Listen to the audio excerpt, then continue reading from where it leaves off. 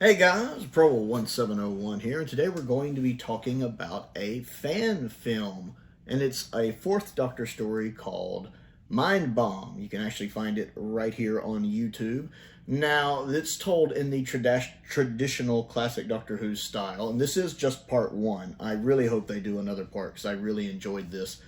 And it's basically the Fourth Doctor traveling with Sarah Jane, Syrah, season 12, season 13, up in that time. First off, the guy playing the Fourth Doctor in this, I believe his name is Ron.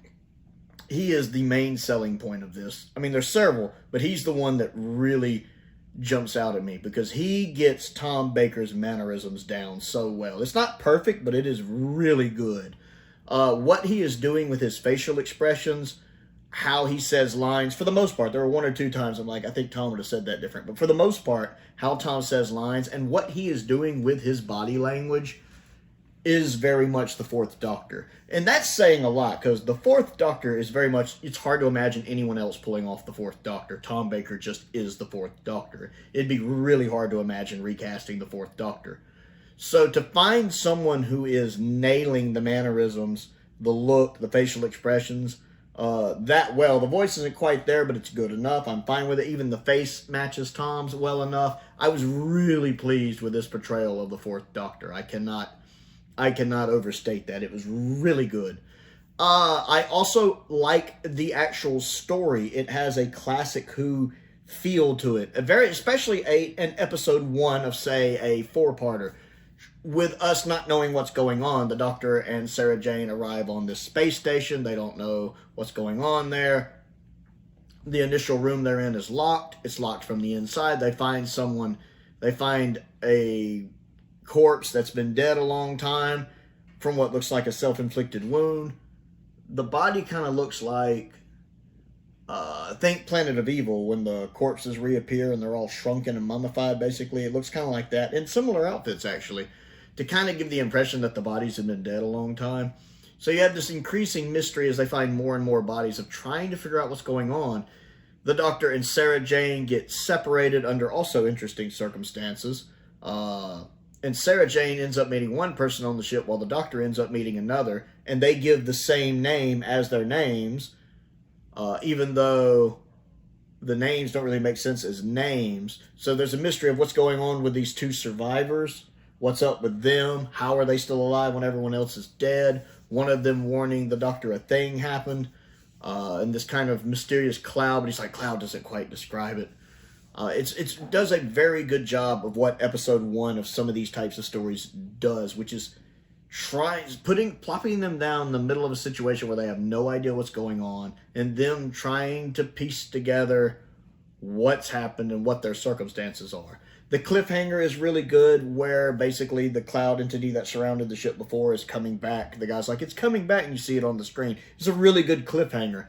The main detriment to me was the actress playing Sarah Jane doesn't feel like Sarah Jane. One, she really just doesn't look like Sarah Jane at all. This is not any offense to her.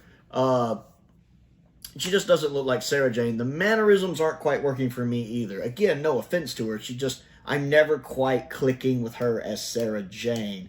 Now, if she was an original companion, I might buy it better, but her as Sarah Jane is not working for me thus far.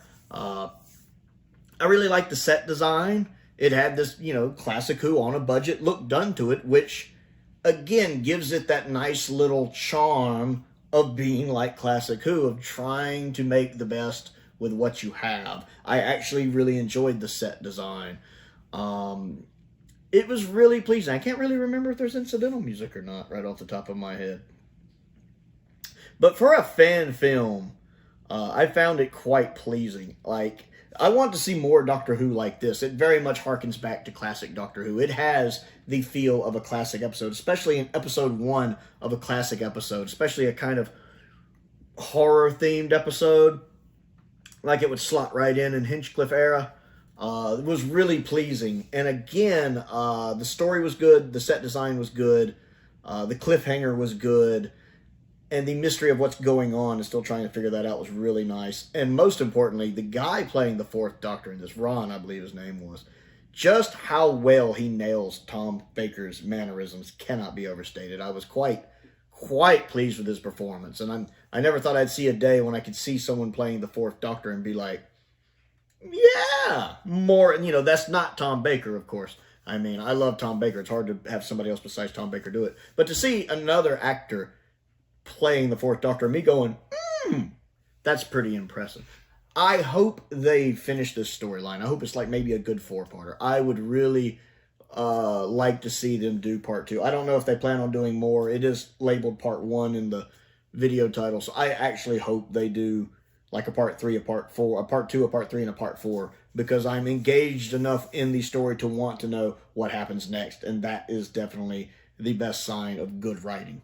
So, Mindbomb, check it out. Let me know what you think of it down in the comments below. My hat's off to the people that made it. I forget the channel's name, but I'll have it, you know, I'll have the link there where you can go to it. But my hat's off to them. It was a really fun watch and a great production.